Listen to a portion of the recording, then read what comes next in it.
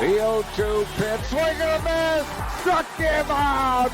The Philadelphia Phillies are 2008 World Champions of Baseball.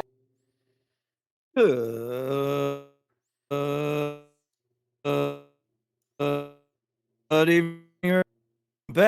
Welcome back to another episode of the Phixated Podcast. I am your host, Mike Azzolina, and I am joined by my buddy who also did not see his shadow yesterday, Regzy Boo. Your buddy Punxsutawney Phil comes through early spring. How you feeling? It's about time. I feel like we haven't gotten one of these in a while. I don't know. I like the cold, so I'm not too upset when it's cold for a little while longer. I don't like being hot ever. So I'm probably the wrong person to ask about this. But oh gosh, I'm so mad at you right now. I don't know if I can give any advice. Don't go to see him unless you're planning on just drinking from like 2 a.m. to 10 a.m. the day of. I went with my future mother-in-law and my, now wife, who are non-drinkers. So I just stood in the cold for 8 hours to see a beaver come out of a stump. Groundhog. Excuse me. Regz. To see a groundhog get pulled out of a stump by some guys in top hats. While a bunch of other college kids around me looked like they were having a lot more fun. Even though it might have been one of the coldest times. Might have been one of the coldest I've ever been. Outside of a handful of times. I remember you going. Yeah, which is crazy. I remember this happening in college and being sort of jealous about it because it is a thing. Like it's such a thing. Yeah. It's one of those I'm glad I checked the box off. Yeah, I feel like not many people do it because it's so specific to Pennsylvania, right? And if you don't live in PA, you're probably not going, you're just checking the news. But right. I am on the totally opposite side of the spectrum in this way. I hate being cold.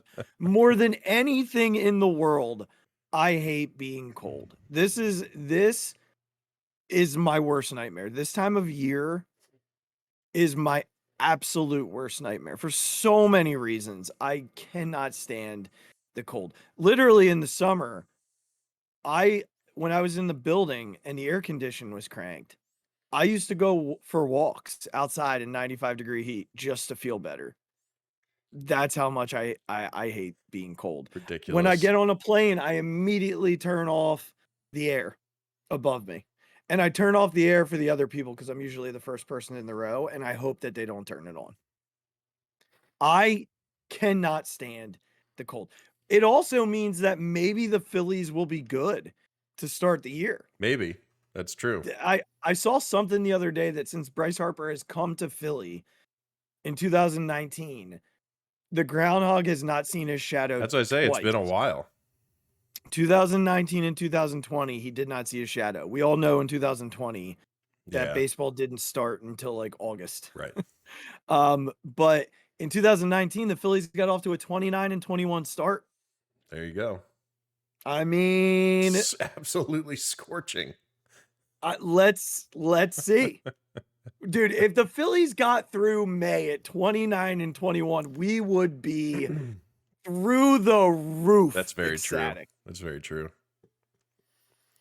Through the roof. We're gonna get to those Phils in a little bit. We got a jam-packed show for you. We're gonna start with some Sixers and really just one thing.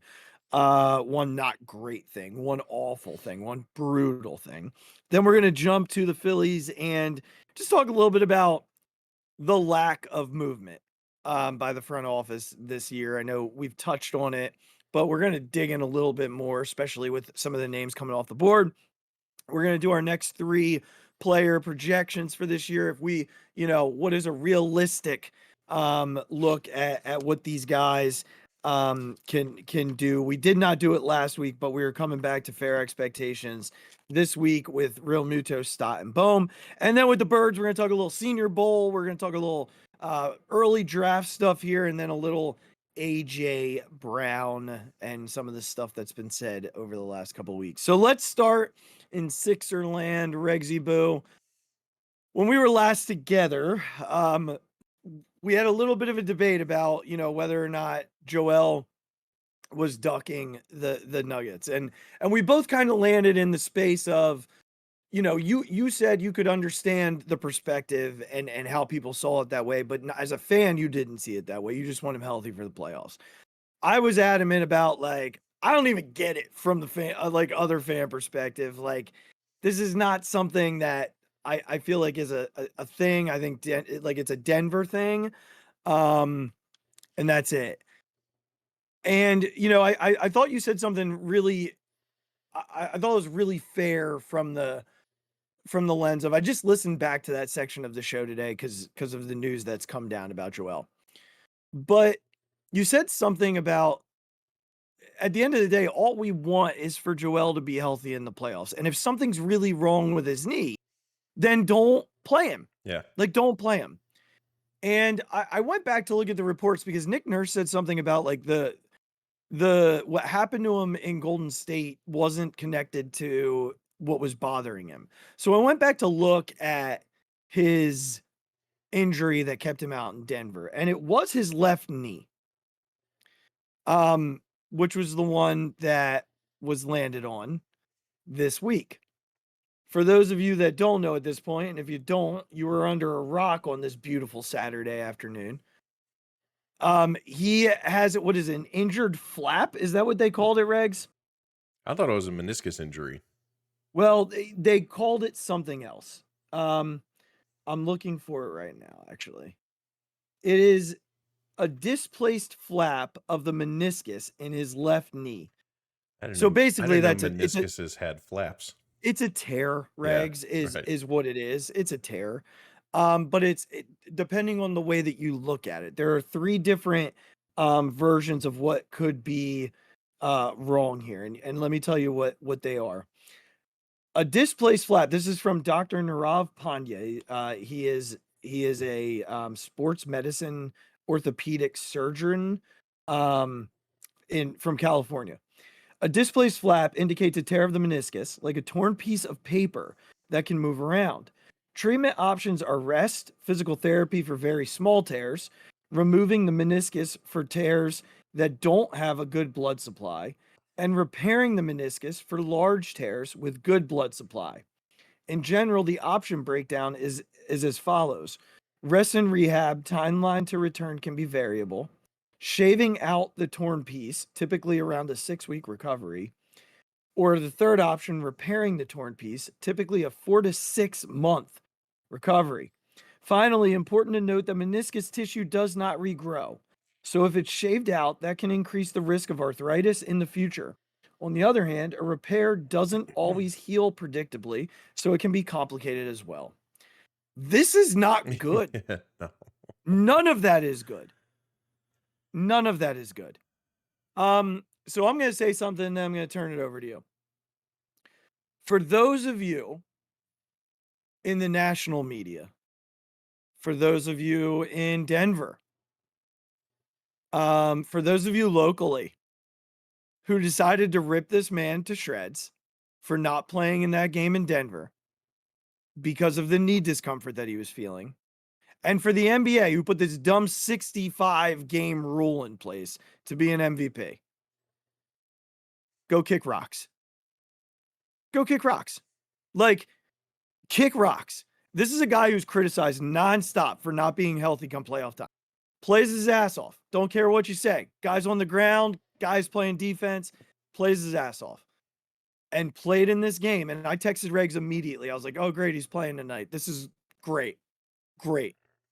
All we need is for him to get hurt. And I kept saying to you, he doesn't look good. He doesn't look good. He's slow. He went to the locker room, came back out, went back out on the floor. Sure enough, with like 10 minutes to go in the game. So go kick rocks. I'll leave it to you, big guy. Yeah, you can kind of blame the NFL Players Association too, because that 65 game had to be agreed upon. Good point. Had Very to be good collectively point. bargained. Yeah. So kick rocks, NBA Yeah. Players Association. Go ahead, buddy.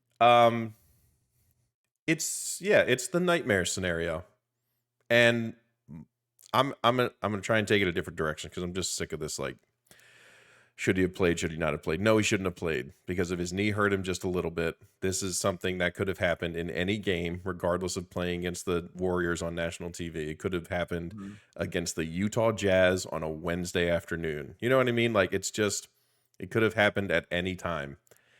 And he was clearly not healthy in that game against the Warriors. He couldn't jump off of it properly.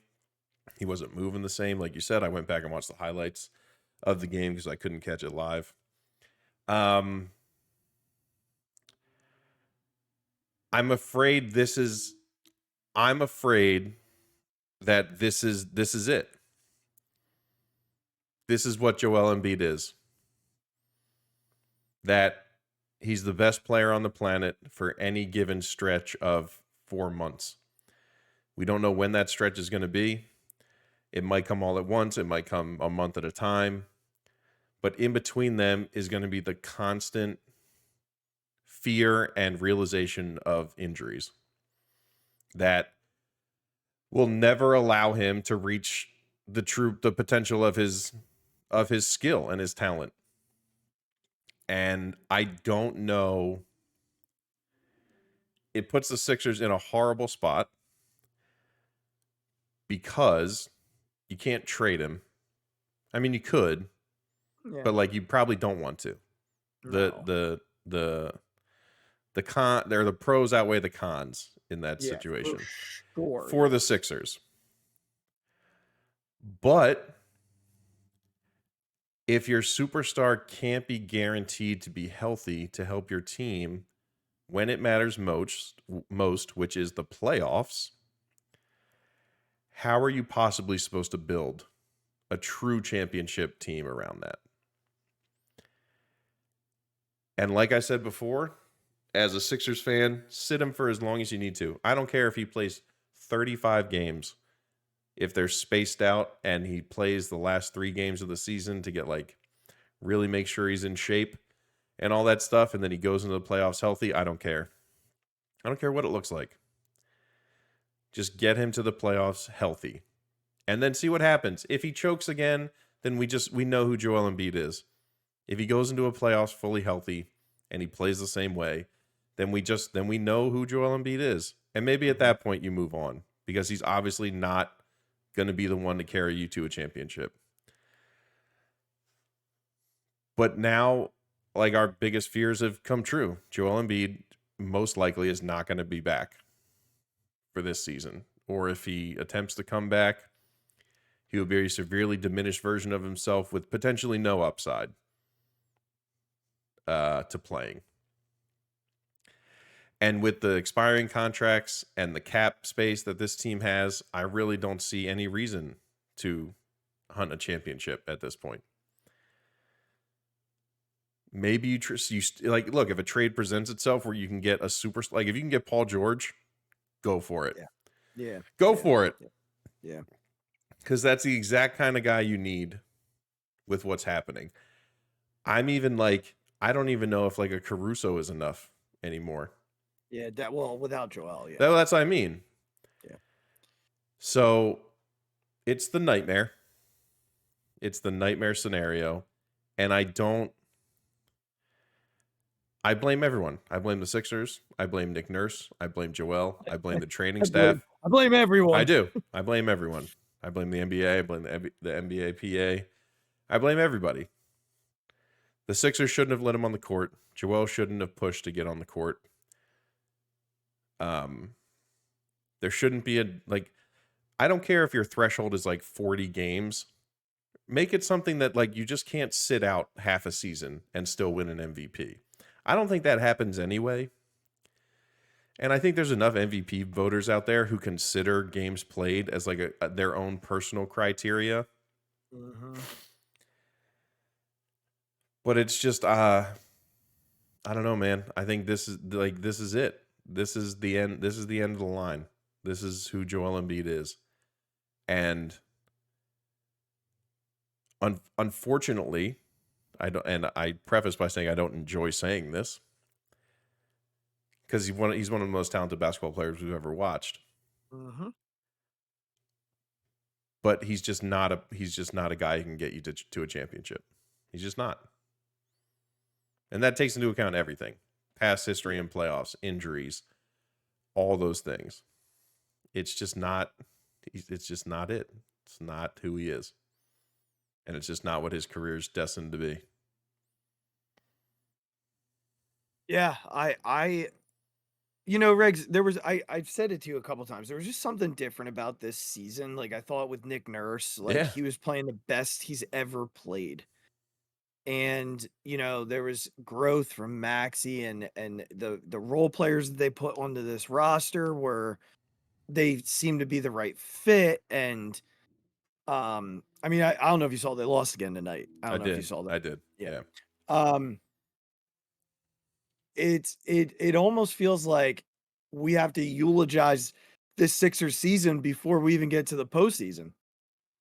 Because I 100% agree with you. I don't know that I really want them to make any moves now. Play it out. Maybe end up the 6, 7, 8 seed. Again, with the expiring contracts they have, if something was presented like a Paul George, you have to do it. Sure. You just have to. Mm-hmm. Because it's just again, you just have to. But I think the bar of who to trade for has significantly raised. Yeah. Yeah. If you're trying to win a championship right now, which, sure, go for it. But without Joel, I even think it's to maximize Maxey at this point. Yeah. And you that's very fair, right? He's going to continue to play his tail off. There's no doubt. But dude's not going to be able to do it on his own in the NBA. No, he's too small. Yeah, and it's just not. It's you got to have the other guy, and they just and obviously tonight they were down Toby and Batum too, so their starting lineup was Morris, House, Reed, Maxey. That was who started tonight. It wasn't ideal. Yeah, and Reed was sick apparently, and Pep got ejected. Yeah.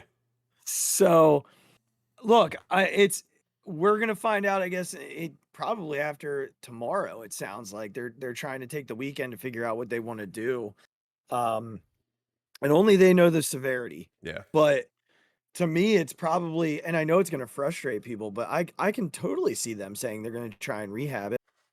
If you're hoping to get him back on the court this year, that is the plan. If they come out and say it's surgery, that means it's just bad. There's doctors are looking at it like there's nothing we can do. Yeah. So we'll have to see, man. I know my father had a torn meniscus, and it was I know that it hurt. I know that he was in pain. It didn't take forever to recover. But it depends, like we said, on that level of tear. Mm-hmm. I don't think my father had that third level. He was not down and out for 4 to 6 months. I know that for a fact. 4 or 6 weeks, yeah. And that's what I've always seen meniscus tears as. When I hear meniscus tear, I'm like, oh, thank God. It wasn't the ACL. It wasn't, the MCL or the LCL. You know what I mean? Yeah. But Joel obviously is in a very different situation. Did you see, before we jump ahead here, we'll keep everybody posted on the Joel news, get it and see it. You can follow us on Twitter for that, because we'll jump right in. Did you see that Simmons actually played in Philly? I did. He played 13 minutes. Mm-hmm. He did not score. Yep. Sounds about right. What a shock. Loser. But he did have nine rebounds. Yeah. Good thing we picked him over Jason Tatum. I know. At the time, it's the same thing as Fultz. I know. Fultz was over Tatum, wasn't he? Simmons was. Who was Simmons over? Simmons was over Ingram, I think. Double check me on that, but I'm almost positive. Meanwhile, let me just tell you what the Sixers have coming up here this week. They've got Dallas at home on Monday, the Warriors at home the Hawks at home on Friday, and the Wizards on the road on Saturday. Honestly, you've got a chance here to make up a. I think 3-1, as long as Harris is healthy. And Listen that's a to the weird thing to next say, 6 guys who went after Ben Simmons. Listen to this. Was I right though? Was You it were right, Simmons and yes. Tatum? Okay. Brandon Ingram went second. Okay. Jaylen Brown went third. Buddy Hield 6. Jamal Murray 7. Domantas Sabonis 11. Let's see. Who else did I see? Siakam went 27. DeJounte Murray 29th. Malcolm Brogdon 36th. How many of those guys would you take? Pretty much all of them now. Over. I mean, not number 1, but I would take him over Ben. That's what I mean. But that's how far down you can go to still get somebody better than the number 1 pick.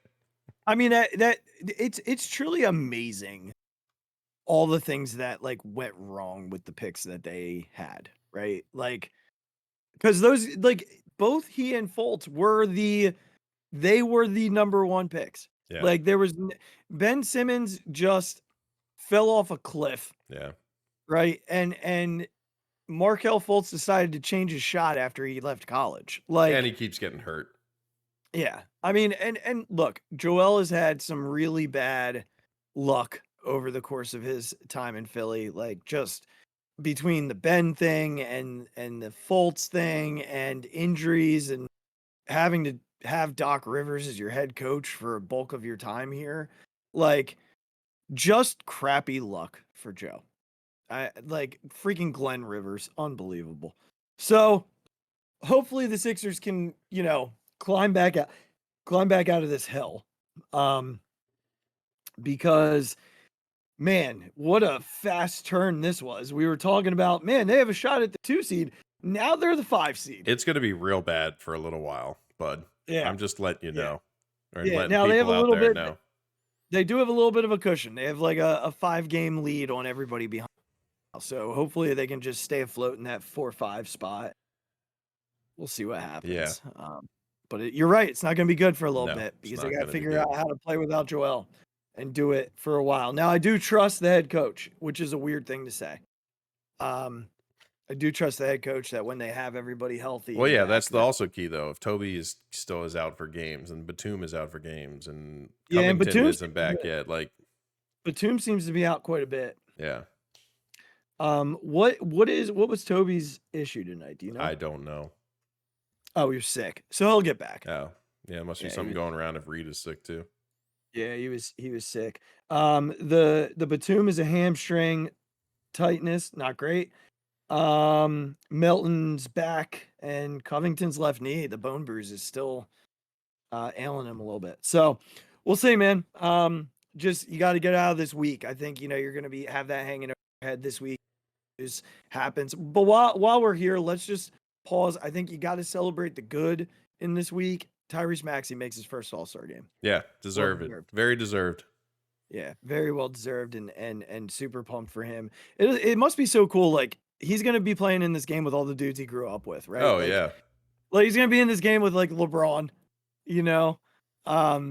It's just a cool experience for him. And I don't usually watch the game. Yeah. But I might watch it just to watch him play because he just plays with so much joy. Oh, yeah. He's going to be flying around. Yeah, he's just going to be a ton of fun. Ton of fun to watch. So, all right, well, we'll keep you all posted on the Joel stuff. Make sure you're following us at the Phixated Pod. Myself at the Mic Drop 5 and Regz at Big Regz with a Z for updates on Joel. And certainly, as we find out, you'll hear from us. On to those fighting Phils, baby. Do you want to do our fair expectations first, or you want to talk about what's going on around free agency and the let's talk about what's going on first. Okay. All right. So I've really held still and held true to my look. I'm not upset about them not cashing in here in free agency, right? And I'm gonna get into that here in a moment. There have been a couple of moves over the last 2 days that, to me, well, one move for sure over the last 2 days, and one that we're kind of waiting on, for sure, that I think are moves that I believe the Phillies could have made. Fujinama signed with the Mets for like a year, $3.5 million, right? Now, is he great? No. His ERA was like 4.5 last year, but the stuff was there. And I think for the Phillies, that sort of money and the years committed makes sense. Like you're only committing 1 year to a guy right at $3 million. Yeah, right. If it works out, great. If not, fine. Now, he fell through all of Major League Baseball to a team that's not going to be very good, and might have just acquired him as a hope to be able to flip him in a trade. The Phillies weren't the only contender that passed on him. But I do think for a team that's looking to recover innings from Craig Kimbrell, it would have been a pretty thoughtful move. Yeah. Phil Maton, brother of Nick, was signed today by Tampa, or is at least close to signing with Tampa. No money has been spouted on that. So I'm holding judgment until I know for sure what that money is. I don't want to say, oh, the Phillies should have done that. And then all of a sudden tomorrow we find out it's a 3-year, $30 million deal. Which it's not going to be. Yeah. Phil Maton's not getting that. But if it's another 1 year, $3-4 million deal, like I probably would have done it. Guys that are still out there, Jacob Junis from San Francisco. He was the guy I drew a blank on last week. And like, I think, is it Ryan Manick is still out there? Or Stanek? I can't remember. Stanek, I thought it's an S, right? Ryan Stanek. Yeah, I think it's Stanek. But both of them are still out there, guys that maybe could fit this bill. But it doesn't seem like the Phillies are interested in this market. Yeah. You know, I've got some thoughts. I want to get your thoughts before I give some of mine here. But your thoughts on sort of what's happening. I'm like you. There've been a couple moves that I hope they would have made. Like I think like Neris signed for less than Kimbrell did. And at this wasn't point, his multi-year though? It was only maybe 2, wasn't it? Yeah, I think it's 2, which again, I didn't love the deal. But go ahead. Sorry, I interrupted. Yeah, I haven't. There's just been guys out there that I kind of wish they could have gotten. Ultimately, when they signed, I felt the same as you. I've been like, ooh, okay, that's cool. Like, good job. You know, you got your cash. Good for you. I'm glad my team's not footing the bill for that. There hasn't seemed to have been any like value moves. Like no one signed for like, I don't know I can't think of anybody who's been like, who signed for like something you would call like a decent value. Like even Stevenson going to the Angels was like, thank God I'm not paying that.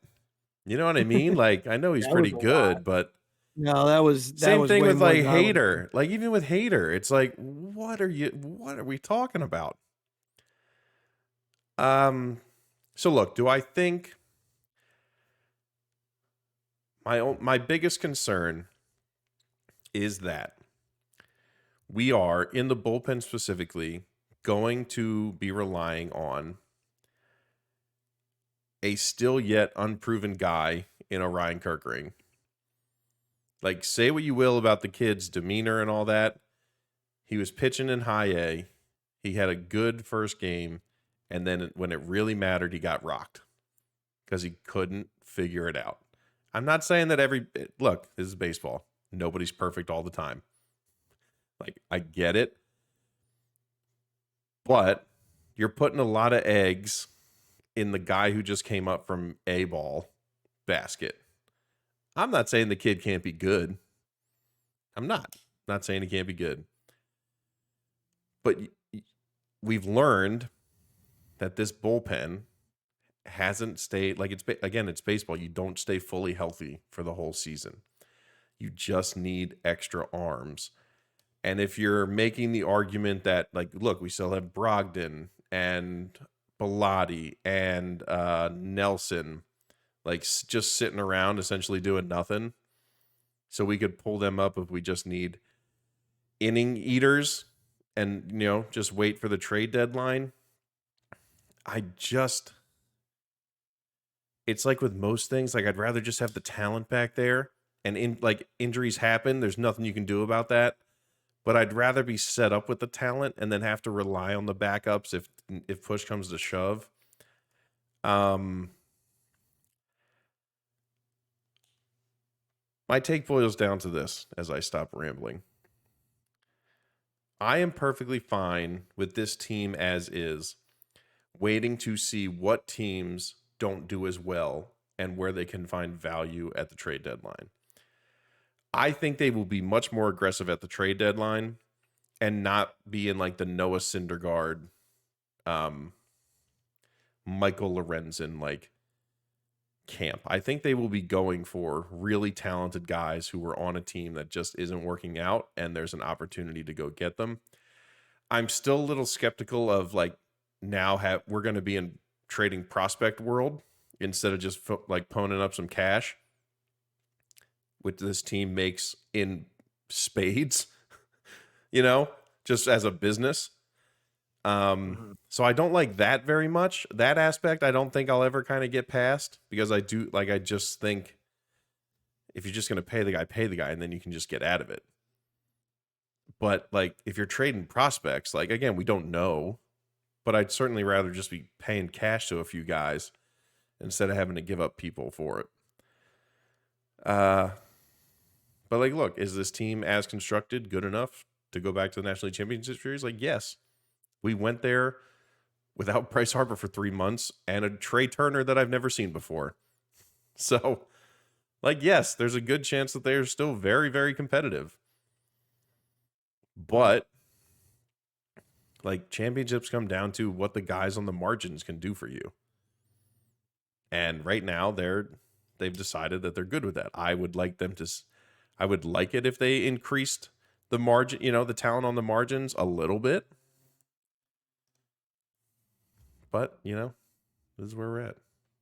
Yeah, I think, and I'm gonna, you said something that I was thinking exactly. And it was their idea right now, it appears, and they're going to be minor league signing between now and the end of spring training.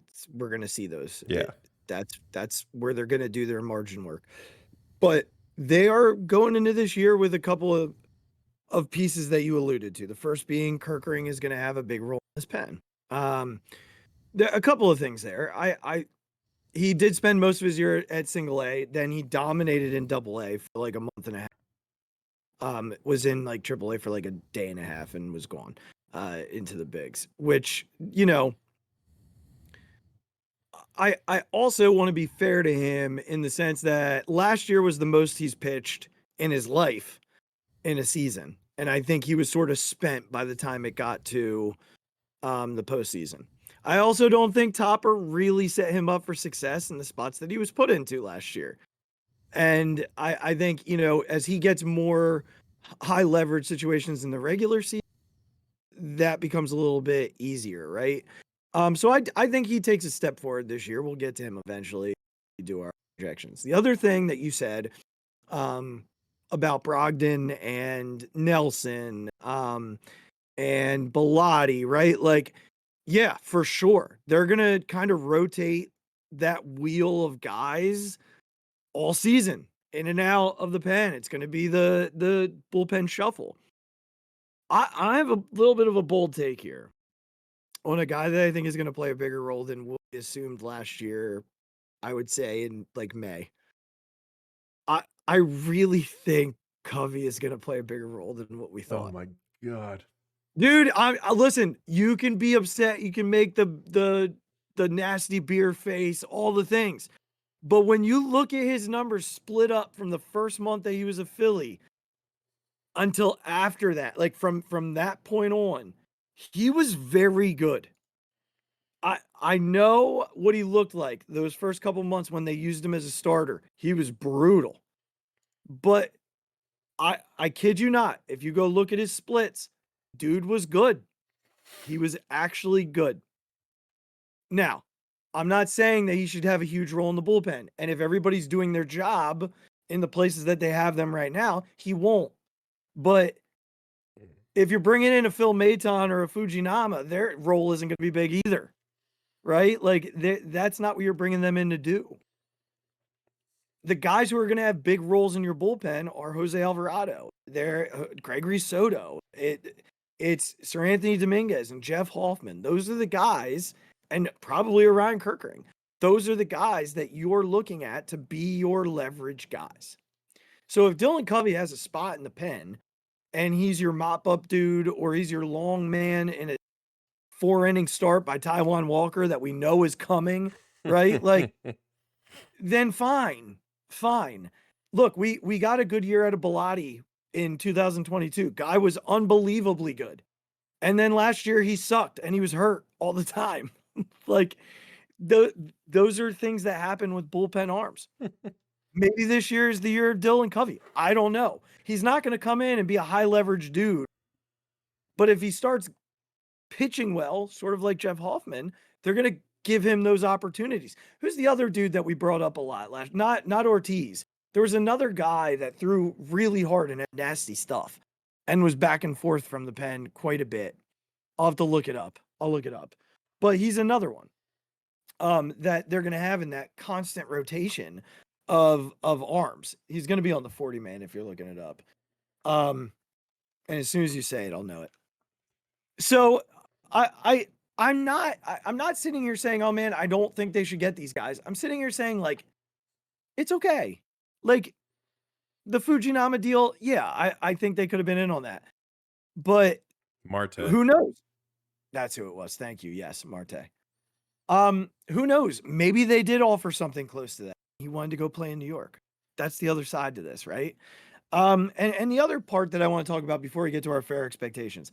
I've seen a lot on Twitter, just people complaining that the Phillies have done nothing. We're just going to run it back with the same team that's not good enough to get there.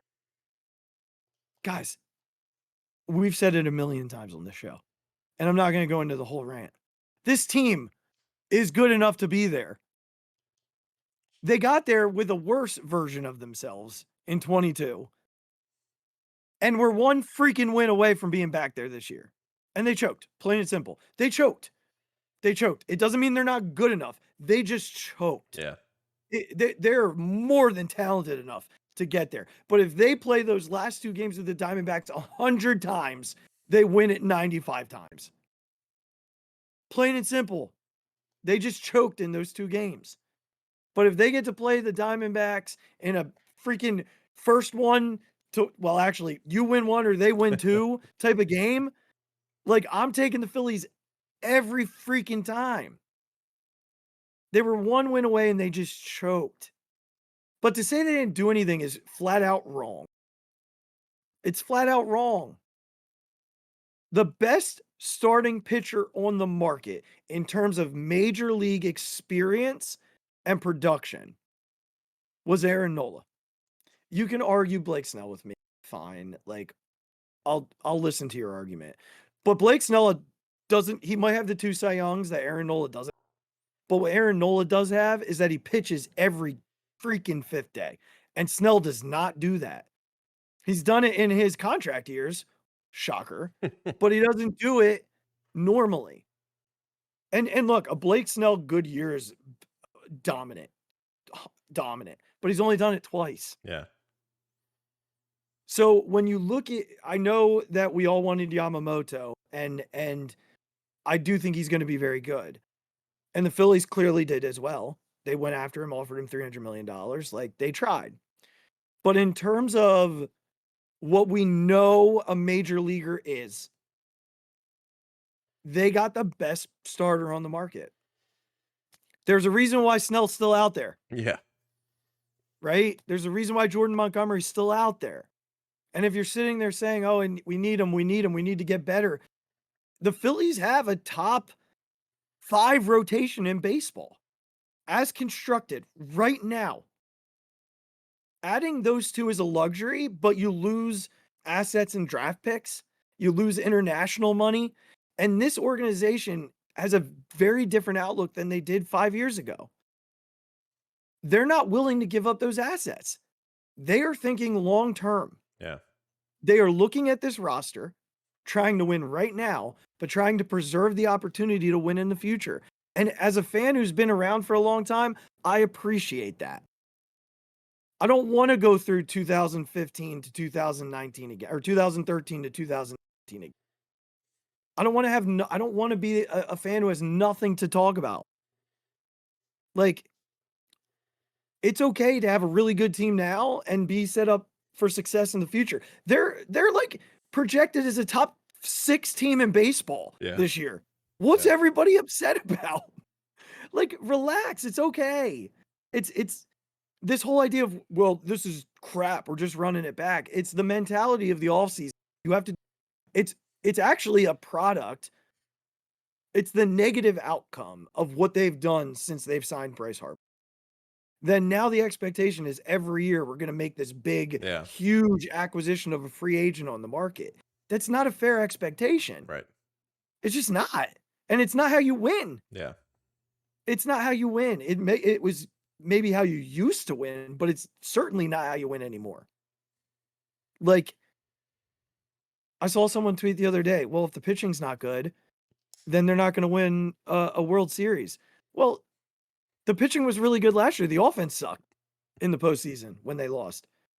Nola gave up 4 through 5. They should be able to score 4 against Arizona at home. Yeah. Right? Like, and then the next night, like, Ranger was fine. Wheeler came in and was dominant. Mm-hmm. Like, what'd they lose? 3-1? Yeah. What are we doing here? This team is good enough to win, plain and simple. Anything to add to that before we jump into expectations? No. All right. So stop saying, oh, we don't want to run it back. Well, if you don't want to run it back, then you don't want to get to the NLCS. I was about to say, you don't want to get to the NLCS? Like, this team's good enough to do that. Yeah. Just because they're not the Dodgers throwing money at everything. Yeah. Again, like, we still don't know that the Dodgers are going to be, like, no. You can pencil them in for a World Series all you want, but everybody pencils them in every year, and look what happened. When's the last time Shohei Ohtani was in the playoffs? It's very true. It's very true. And last I checked, Mookie Betts and Freddie Freeman were 1 for 23 in the postseason. Yeah. So, we're not. I'm sorry. They're good enough, plain and simple. All right, we're going to run it back here with our fair expectations. We're going to start with your boy, my boy, everybody's boy. Current Disney World, I guess. Yeah, what a picture that was, huh? That was fun. I loved it. It was awesome. I loved it. Made me miss Zach Eflin a little bit. That's true. JT Real Muto. So let me give you last year's stats. When I went through them, I was like, gosh, it's better than I thought it was. Because he was so bad early on. Yeah. So his slash line, 252, OBP of 310, and slugging 452, a 762 OPS, 20 home runs, 63 RBI, 70 runs, and 16 stolen bases. You will not be shocked that I have him declining. You will not be shocked. I hope I'm wrong. Because I really like JT. Yeah. But it feels like we're just on that downside of JT right now, unfortunately. I hope I'm wrong. So I have him 240, 320, 430. So a 750 OPS. I don't have the power declining too much because JT just like happens to run into some here and there, mostly in the most unclutch moment. Yeah, right. When they have like a 7 when they're run quite lead. Useless. Although that Arizona home run in game 5 was pretty enormous. 60 runs, 65 RBI, 15 stolen bases. I still think JT's like a top 8 to 10 catcher in baseball. I think the glove is going to take I'm going to put this in quotes, step back because of the rules. Like he's just not going to throw out the amount of people. Yeah. Right. I still think, the pitch framing, even though it took a step back last year, is one of the best in the sport. I think the blocking, his control of balls in the dirt is still some of the best in the sport. I still don't love the game calling. I think it got better last year, if I'm being entirely honest. Still had moments, but I think he has a certain way of handling like Nola that I don't love. Yeah. But that's all pretty nitpicky. But I do have the offense taking a step back. In at least batting average wise, I think in terms of his slugging and his OB pretty much stay the same. So, anything from you there? I would probably tend to agree. I'm going to say like maybe a 240, 245 batting average, 18 home runs. Maybe leave the RBIs at 55 to 60, so not declining that much. Yeah. He still doesn't seem to be unathletic. So I feel like the stolen bases should be right around the same. Yeah, I had 15. That might be a little low. I could see that 20. He times his stolen bases really well. Picks the right spots. Most strikeouts of his career last year. Unless he's willing to change his approach with the leg kick, like the offense is going to continue to get worse. It's like his timing mechanism. That's not going anywhere. No, I know. I get it. Yeah. But like great hitters adjust a little bit. You can shorten it up. You can figure out ways to get your foot in the ground a little earlier so you're ready to make an adjustment. And like his eye wasn't good. I mean, he fell into the same thing that the entire team did, just swinging at everything. And I'm not like, no one's going to beat this catcher thing, man. Like catchers just decline quicker than everybody else. And it's just how it goes. He has to stay at the bottom of the lineup. He can't hit higher than 7. Like, well, he's gonna hit 6th. I don't know. I'd rather like put Casty above him. I don't care. Like he's not. We gotta wait and see. Right. You don't know which Casty you're getting. You don't know which Casty you're getting. All right, let's jump to Bryson's stat. Last year took a big step forward in a lot of places. Was great to watch him last year. 280, 329, 419 for an 847 OPS. 15 bombs, 62 RBI, 78 and 31 stolen bases. I do have Stotty taking a jump pretty much all the way across the board this year. I got him up to 290. I think Stott will eventually compete for a batting title because Arias isn't going to be in the National League forever. The Marlins will trade him eventually. I think Stotty will be in competition for a batting title at some point in his career. I think he takes the next step toward that this year. 290, 335, 420 for what would amount to a 755 OPS. I got him at 16 home runs, not like 70 RBI, 85 runs scored this year, and 35 stolen. I do think, his third year in the league, he did not have a sophomore slump. He improved quite a bit from one year to the next, and I don't see that really going anywhere. I think his approach is just going to get better, and he's going to continue his legit postseason celebration game. The 290 number was right on the mark for me as well. I'm going to say maybe 17, 18 home runs. I'm hoping the RBIs can tick up. I'm hoping that like maybe we can get to like 70, maybe even 75. Like I just feel like there's going to be chances for him with where he's at in the lineup. So I'm hoping maybe that can increase a little bit. I'm with you, maybe like 35 stolen bases. Like 31's a good number. I feel like 40 is a really good number. It's in his wheelhouse. Yeah, for sure. I think it's in his wheelhouse. So I'm pushing for 40 this year. Yeah. I think Bryson from him, every time he's on base. We just need him to not get away from what he's good at.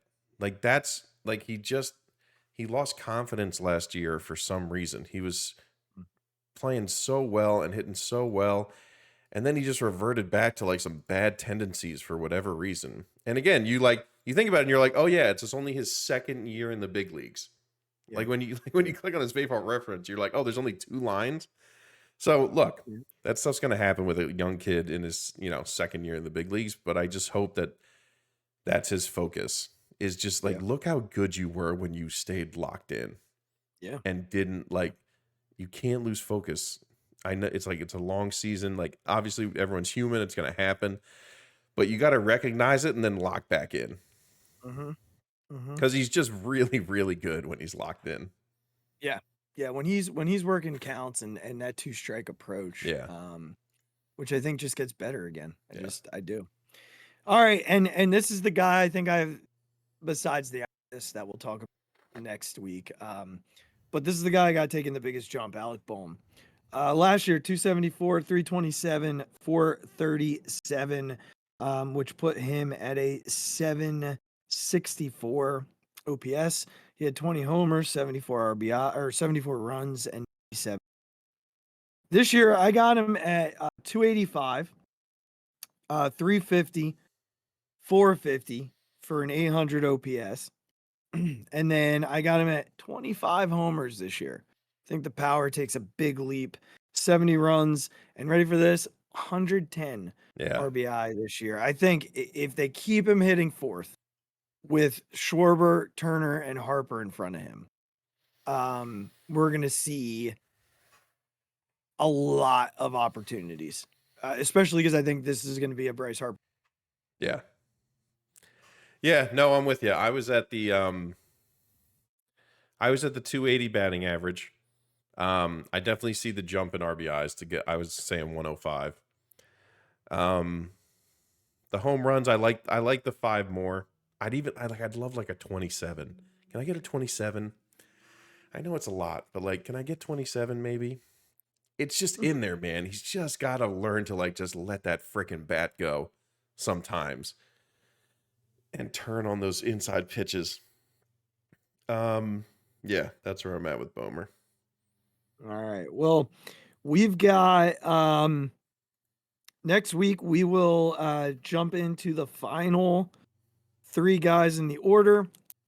We will do Harp, Trey, and Kyle before we turn to the pitching staff for those. And after those two episodes, it'll be pitchers and catchers. So, we'll hit the bullpen after that. But I'm enjoying this section, Regz. I really like. I can't wait for baseball. Give me. We're very close. I need it back. I need to come home and turn on my television and just put the Phillies on and let them be on all the time. It's coming. A lot of televised spring training games this year. Yeah, that's awesome. A lot of televised spring training games. But there's also another team. And that team's season ended super prematurely. We're gonna watch one more football game next Sunday. And I don't have a ton of interest in it, but we're gonna watch it anyway. Our focus is mainly on the off season, and it has been quite an off season to start for the Eagles. And I just, before I jump in here, a couple of things. A lot of coaching staff stuff happening right now, and I just want to touch on those pieces. We know Vic Fangio officially, Kellen Moore has not been officially in as the offensive coordinator. I'm wondering if they're trying to gather the rest of his offensive staff before they make the official announcement. Do you think there's anything to that?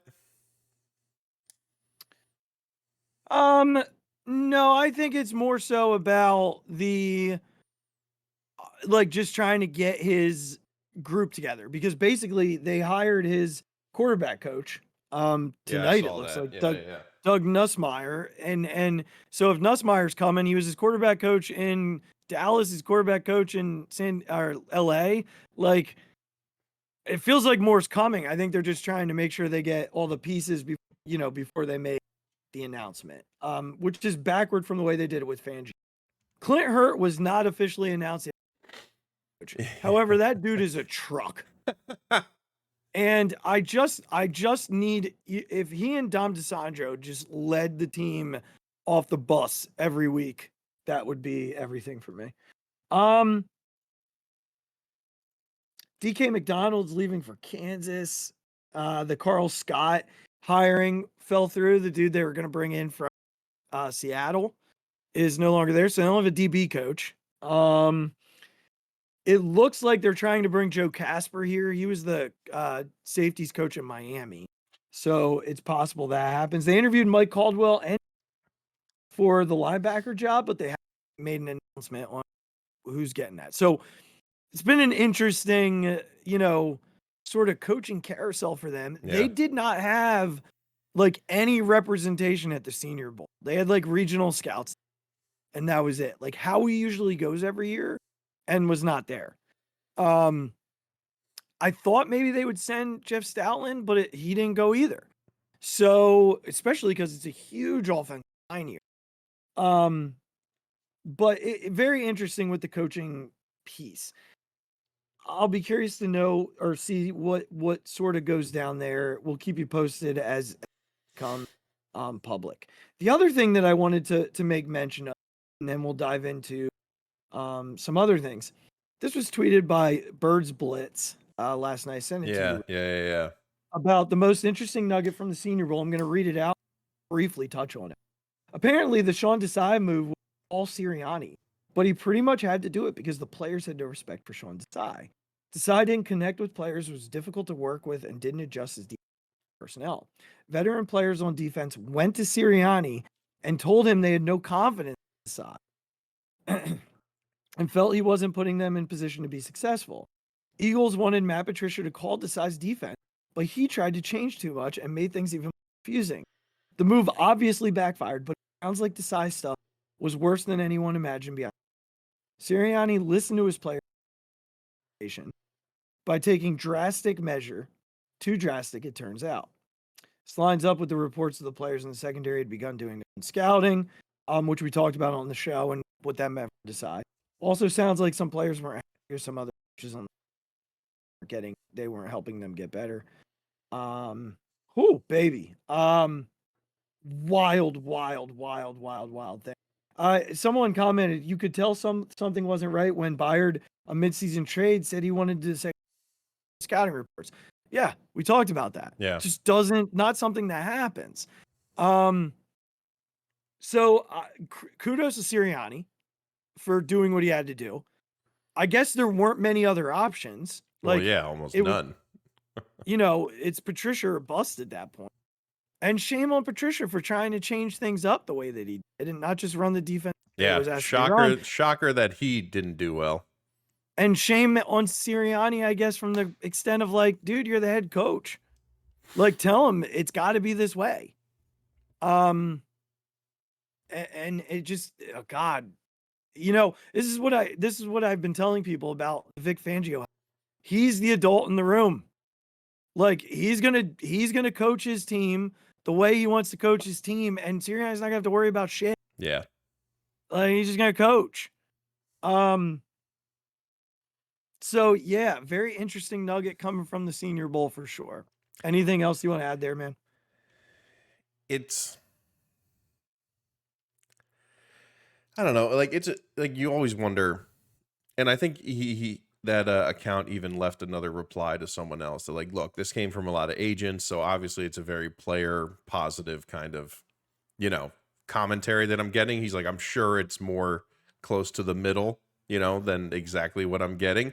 So I appreciated his kind of candor there in being able to admit, like, look, this is who I got it from. These are like, I'm not going to tell you who, but these are in general where this is coming from. And like, look, is it going to like, that's not probably exactly what happened. It's just, one perspective and one narrative. Right. So my hope is that the defense in particular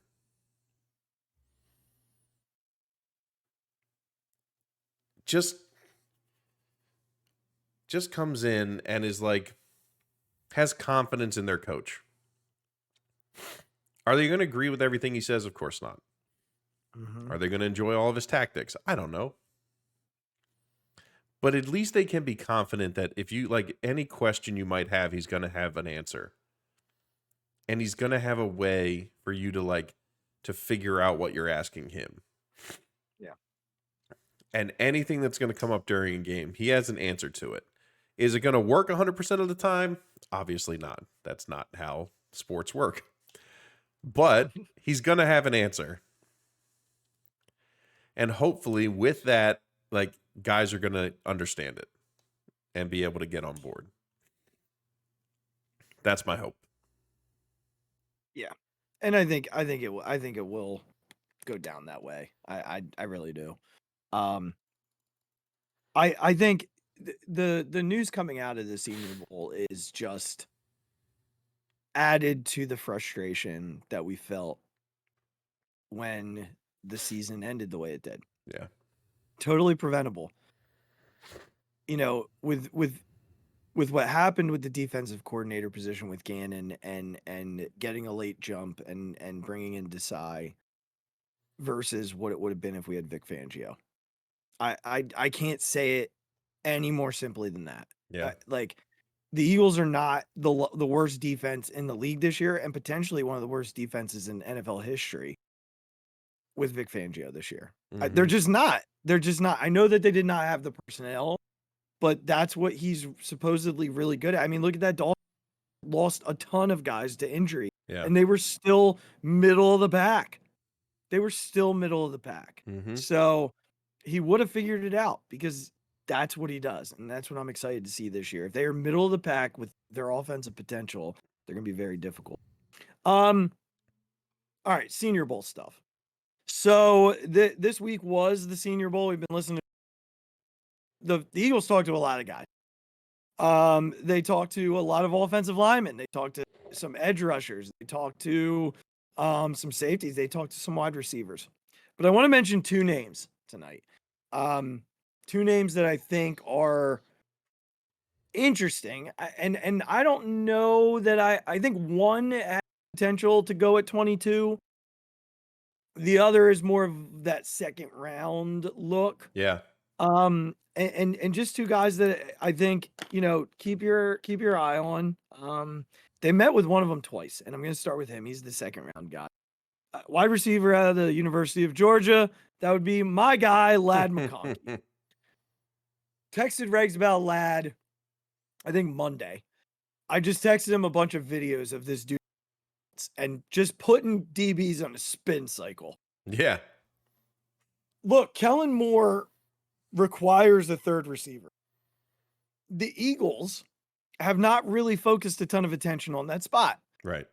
That's been the Quez Watkins spot the last 2 years. And you know, with a of a couple of vets. Like they had OZ this year. And I think it's fine to have guys like he and Zach Pascal. Like it's fine. But Kellen Moore wants a more dynamic playmaker at that position. Mm-hmm. If you go and watch Ladd McConkey highlights from Georgia, this dude is always open. He is so precise in his route running. It's sickening. To have three route runners of that caliber, like elite level route runners. AJ's elite, Devontae's elite, and this dude could be elite. The problem becomes if you take a wide receiver 3 in the second round, they're going to want the ball right away. Like, I don't know. I mean, it comes from a program that is very different in that way, but it's a good wide receiver class. Like, we'll get into that more as we go. Mm-hmm. But they're one of those 2 second round picks is going to be an offensive skill position. Yeah. Whether it's wide receiver or tight end, like they're going to take something there.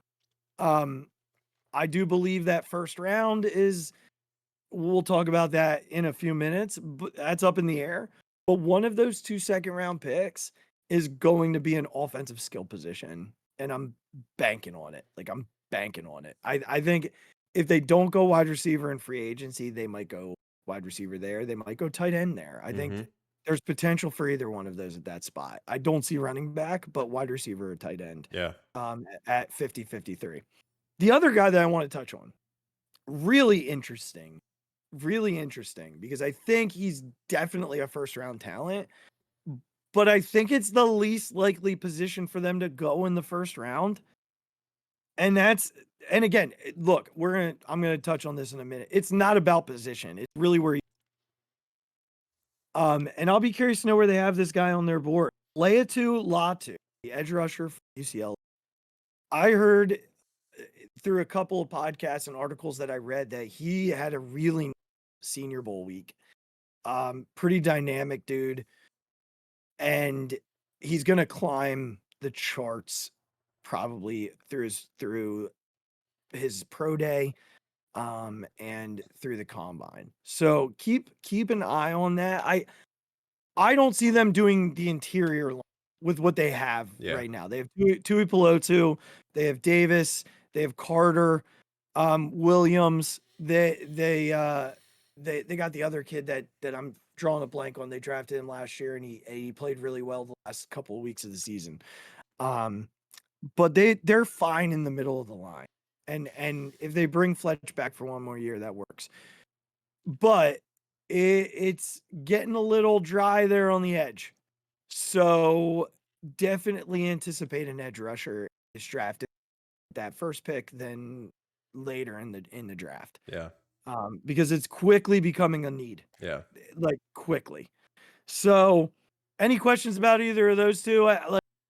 Those were two guys that I saw with, and I was like, yep, that makes sense. Yeah, no, this is an area I completely rely on you to tell me what to think.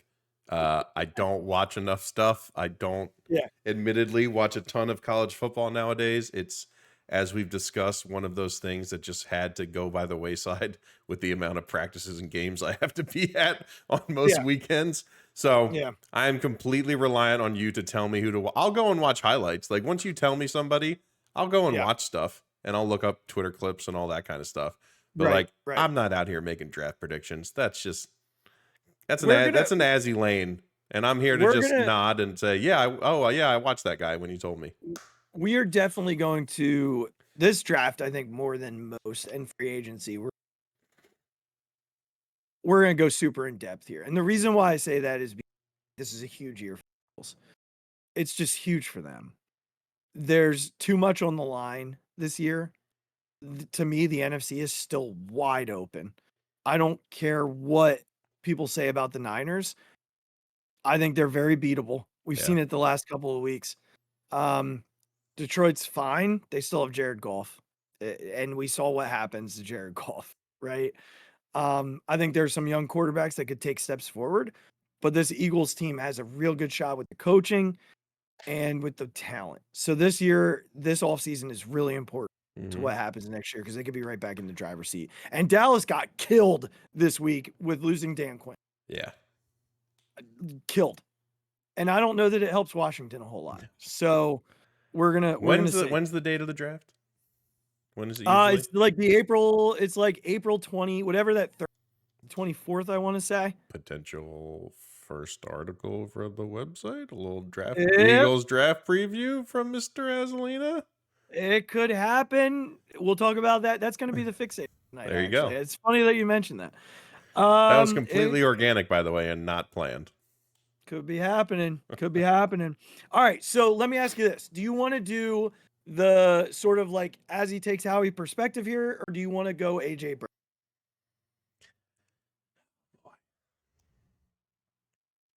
I guess let's jump into the Howie thing since we just talked draft and all that. I figured you'd want to do that. Okay. So I did ask the Facebook group today at 4:00 on a Saturday. Not a whole lot of response. Thanks to Brian Hamilton for coming in and responding on there about what would you like from the fan perspective. Let's pretend free agency is not even. When you look toward the draft in terms of the needs of the team, and I don't just mean this year, but looking toward the future, what are you kind of hoping to come out of the draft with? And look, I'm not sitting here. I'm, of all people, not the person who's like, well, you got to draft this position, this position, this position, this position. It's not how the draft works. You build your board based on the players that you love, and you just take what's there available, best available based on your board. But if I could have my druthers in my perfect situation, what would I come out with in this draft? Knowing where the team's at, knowing the situation, what would I come out with?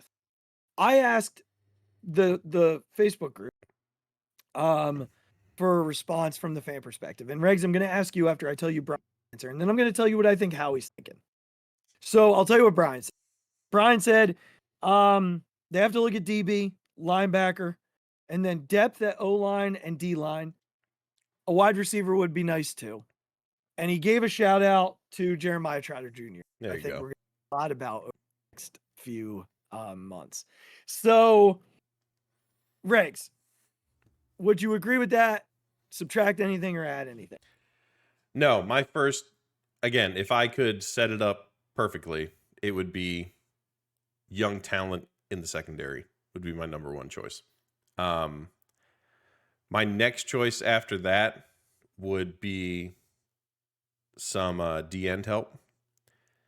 And then third would be offensive line depth. And then I think the wide receiver would be after that. I don't say linebacker, not because I don't think it's important, but I think for whatever reason, I think you could go get somebody that could hopefully fill that position enough. And I think if you improve in these other areas, the linebacker, like hopefully if you can get just somebody decent, shouldn't be overexposed. And then maybe next draft, you can truly like draft for that position because you know that those other things have kind of been stabilized. That would be my thinking there. Okay. All right. So I'm Howie now, right? And I think from a fan perspective, yeah, I think we're gonna hear a lot of linebacker, corner, safety, right? Like we're gonna hear a lot of that, and I don't disagree with it from a fan perspective. But sitting here as Howie and watching Howie draft over the course of my life, there are some things that I know.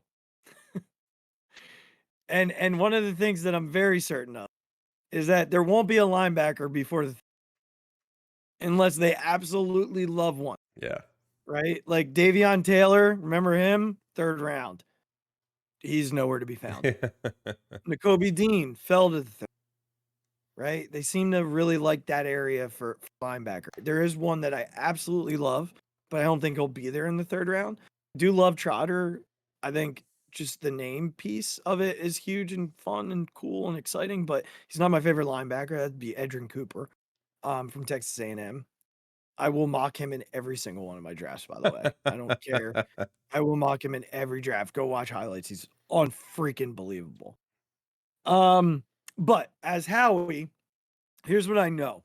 When 22 comes up, they're going to be looking on their board at what's available at offensive tackle. This draft has like 8 to 10 tackles that legit could be starters in this league for a long time. Like it is that deep of a tackle draft. And look, as Howie, I'm telling you, I don't know how much longer I've got Lane Johnson. And if we want to be successful moving forward, we need to have Johnson's replacement. Yeah. So 22 could very well be a tackle. He loves the trenches. And I think that this is the year that they're going to really look at that position. So from the Howie perspective, I'm building my board with those tackles. The guy that I think is most likely is Tyler Guyton. Ironically, the right tackle from Oklahoma. Super athletic, not huge, not quite the size I think they'd want him right now, but just keep an eye on that. The upside is enormous. So Tyler Guyton could be the pick there. I already talked about edge rusher.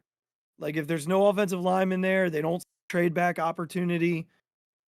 There's potential for an edge, right? I do think there's potential for a corner here. There's one safety that I think they could take, but if they take a safety in the 1st round, Regz, I might do sprints around California with my shirt off. Like there's a chance that that's going to happen because they just don't do it. Yeah. They don't do it. I think from the Howie perspective, it's going to be about doing what he's always done, which is building the trenches. I also believe he's going to try and get that one offensive weapon. This is about the time that they drafted Goddard in comparison to Ertz. Right. Like Ertz was 28. They took Goddard. Goddard's 28. So expect a tight end that can catch balls in this draft. There's a kid from TCU that was at the Senior Bowl this week that I think could be of interest to them. The tight end from Texas, another one that could be of interest to them. Again, we'll dive deeper into these guys as we go. Yeah. But my point in this exercise is exactly what Brian says in the post on the fan page, which is you can't build your draft just on positional need. And the Eagles don't need a tackle. Yeah. They don't need it. But when you're looking toward the future of the organization, you probably want to take one this year because it's so deep there. And when you build your board, your top 20, you might have 5 offensive tackles sitting. Yeah.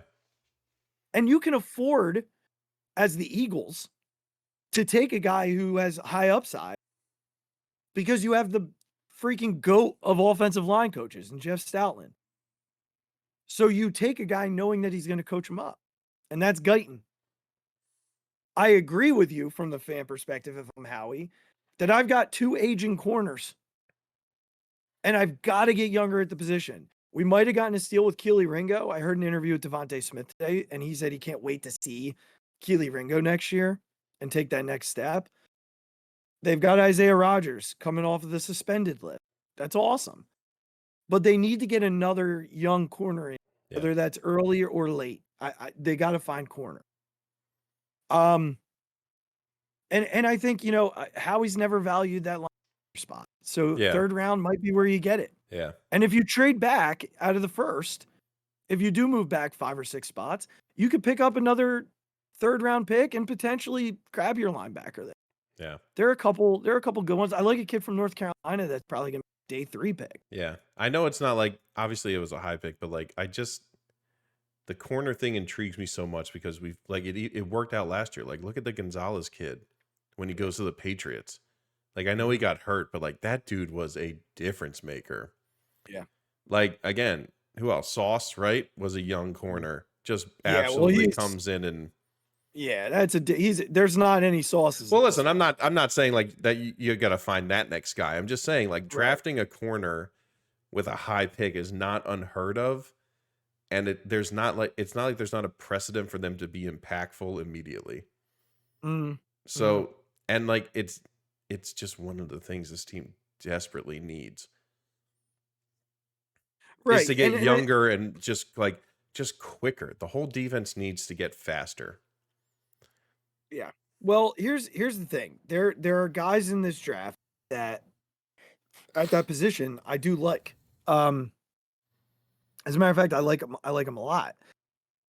Some names to kind of keep your eye on as we get into this draft.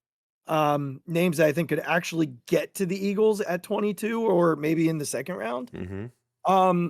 I've talked about them already and you laughed the first time I said it. When I texted it to you. Kool-Aid McKinstry from it's gonna make me laugh every time. Yeah, no, very good player though. And could be there at 22. And they've really liked that Alabama, Georgia, sort of thing, right? That's been something they've enjoyed. Nate Wiggins could be there from Clemson. He's a possibility. I don't know that he will be, and I don't know that he fits at 22. I think he's probably somewhere between 22 and when they pick again. A guy who might get to them, who took a jump this week, who could be there at 22, might not be there at 22. But this is not a Howie type of pick. Is Quinyon Mitchell. And he's a corner from Toledo. Now, Howie does not like small schools in the first round. Yeah. He did it once with Carson Wentz. But this kid apparently put on a show. And someone said that he has like a 4.3 40. I'll be anxious to see if that's like a thing. You talk about getting fast. He's 6 foot, 200 pounds. 5 picks, 19 pass deflections. I mean, that's a guy who can play zone. He can play man. It's a ball hawk, dude. Mhm. Like that's, but I don't know. I mean, there are guys there. It's just going to be, they value those guys at that spot. Right. They'll be on the board, but if they value them at the spot thing, and that was the point of the exercise. All right, one last piece before we wrap up here, and that's the AJ Brown trade rumors that were started irresponsibly by a caller on WIP. He's not getting traded. No. Like, he's not going anywhere. This is not us talking about it to further any of these rumors, cause any more drama. Like, Regz, this is a guy who legitimately is on the path. He's on a Hall of Fame path. Just had the best year of his career. Yeah. And we have fans saying, oh, we should trade him. He's a problem. No, he's freaking not a problem. No, he's not. Y'all want to paint him as a problem because we went through this with T.O., who was an actual problem. There's a very big difference. It needs to be said. AJ Brown isn't going anywhere. Yeah. And we should be very fortunate that we get to watch him and Six run around together. Like, stop. And I wish that our media wouldn't do this. Yeah. Like, I wish they would just be like, no, that's the dumbest thing I've ever heard. Click. Yeah. Like, it's not worth the conversation. Yeah. It's just not, man. Like, I don't think there's really much else to say. No, I completely agree. I just look, for all the people saying, oh, well, he answered this way and didn't give like a definitive answer. It's like, you started the narrative, so now you have to deal with him fucking with you. Like, that's how it goes. You started it, so now he's going to mess with you because he knows exactly what's going on. Yeah. And that's what's happening. You even saw Devontae in that one podcast clip. He just laughed. He's like, he's not going anywhere. And Devontae said, as long as the media doesn't like keep doing this stuff, then like, yeah, we're gonna be together. Yeah. Like, but the media's got to stop trying to put a wrench between us. Don't listen to it. Howie, like, again, if I'm the Eagles, I was like talking to him the next day, like, you're not going anywhere, right? You know what I mean? Like, someone was on the phone with him being like, multiple sources like came out and spoke to different people in the media and were like, no, we haven't talked about it. Right. We haven't taken any calls. Right. Like I did see something where they were like, people have called and they're not having the conversation. Yeah. Like this dude's in his prime. He's not a guy you trade. Plain and simple. Like plain and simple. Mm-hmm. Your quarterback's best friend. What are you talking about? It's just irresponsible all across the board. You know where you don't get irresponsible reporting, Regz? With us. Because we don't report. That's true. That's very true. We react to reports. That's what we do here on Phixated. So real quick, we didn't talk about it last week, but we did purchase the domain rights to phixatedpod.com. So we are currently researching the best ways to get you content. We are looking at opportunities with websites, website platforms to create this content for all of you. And once we do, I will spit out as much as I can. I will probably be looking for some help in spitting as much of this as I can. But certainly would love to have it up by March so that we can give you some draft and some preview for Phillies season. So we're working at it, trying to find the best possible place to give you sports content. I have my own personal website, but honestly, I don't see it really working for the sports side of things. So got to find the best way to do it. I haven't found it. And once we do, we will certainly start bringing you content, some written stuff, and some reactions and things like that, where you can access the website and like our podcast and different articles about the teams. Yep. So we are excited about it, right, Regz? We're stoked about it. It's awesome. I've never owned a website or co-owned a website, so it's pretty exciting. Yeah. So we will keep you posted on that, and if you know of any place where this could be functionable, let us know. In the meantime, we appreciate you all listening. We look forward to coming back to you. It'll be next weekend. I am in California all of next week. So I'm not going to put Regz through the ringer of let's record at 11 o'clock on the East Coast, starting our recording at that point. Unless something crazy happens. Yeah, in which case I'll jump on and do something. Right. But otherwise, we'll be back next weekend. We appreciate you listening to us. Make sure you click subscribe on the YouTube channel. Make sure that you follow and rate our podcast wherever you get your podcasts.